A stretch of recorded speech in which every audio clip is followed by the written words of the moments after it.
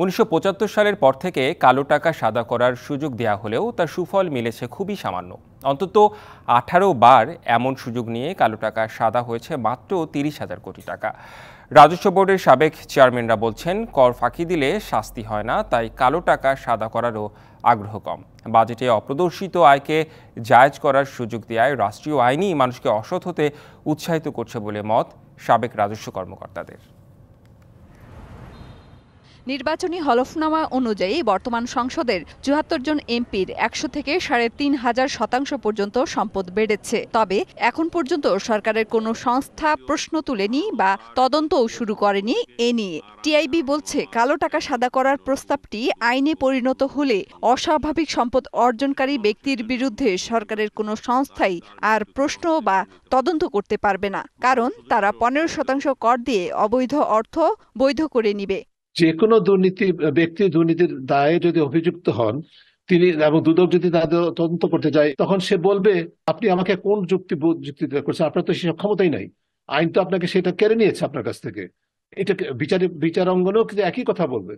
২০২৪-২৫ অর্থ বছরের বাজেটে অপ্রদর্শিত আয় বা কালো টাকার উপরে ১৫% কর দিয়ে সাদা করার প্রস্তাব করা হয়েছে, যেখানে সৎ করদাতাদের জন্য এই কর হার রাখা হয়েছে সর্বোচ্চ ৩০% পর্যন্ত, যার কঠোর সমালোচনা করেছেন রাজস্ব বোর্ডের সাবেক এই চেয়ারম্যান।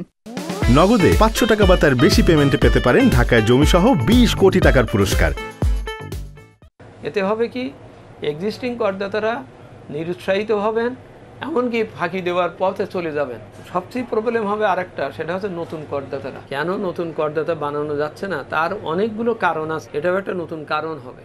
১৯৭৫ সালে সামরিক শাসক জিয়াউর রহমানের আমল থেকে কালো টাকা সাদা করার নিয়ম শুরু হয়। সর্বশেষ ২০২০-২১ অর্থ বছরে রেকর্ড সংখ্যক কালো টাকা সাদা হয়। ওই অর্থ বছরের ফেব্রুয়ারি পর্যন্ত ১৪,২৯৫ কোটি টাকার বেশি কালো টাকা সাদা হলে তার বিপরীতে সরকার রাজস্ব পায় ১,৪২৯ কোটি টাকা।